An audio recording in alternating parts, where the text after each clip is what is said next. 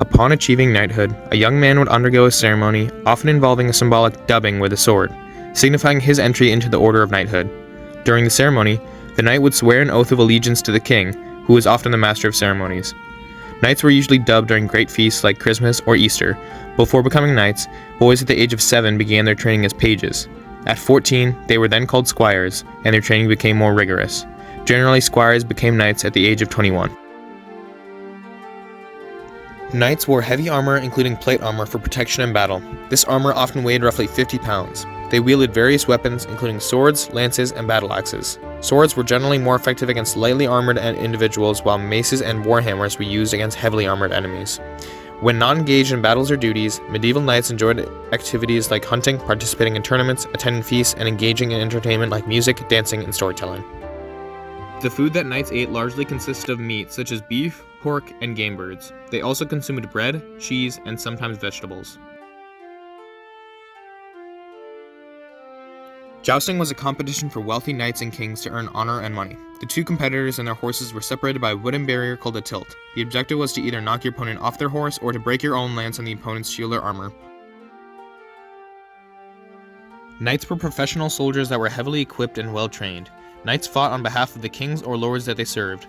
They served their knights or lords, and in return, the knight was granted land holdings of the kingdom. Knights were skilled in both horseback and ground combat.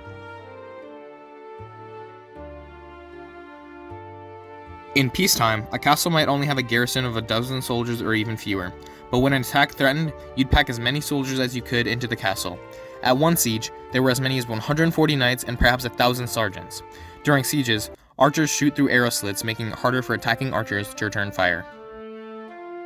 Chivalry is an informal code of conduct followed by the knights. The precise rules of chivalry were slightly different in different places. Most codes included rules about being loyal to the church, respecting women, defending the weak, loving your country, being courageous, honest, generous, spreading good, and denouncing evil.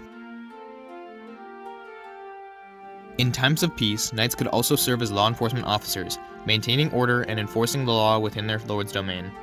They might patrol roads, spot rebels or bandits, or serve as part of the lord's court to enforce the law. However, their primary role was as soldiers, and law enforcement was not their main focus. New knight recruits were to train twice in a day, once in the morning and once in the afternoon.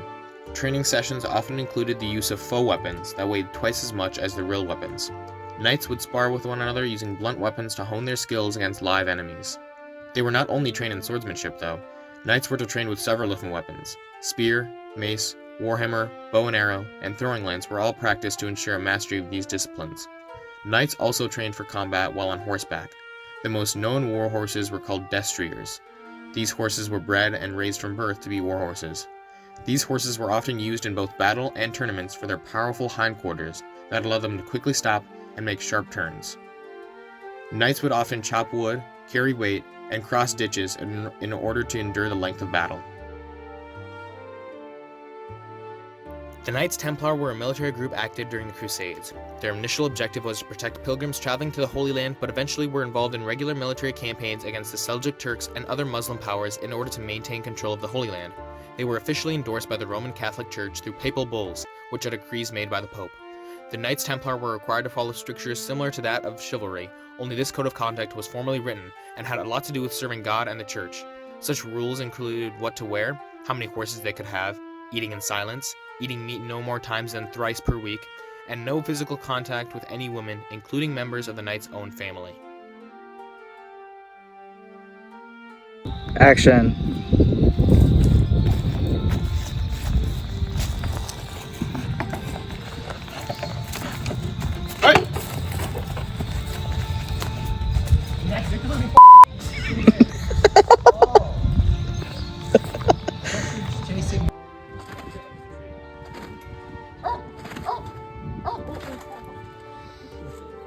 Action.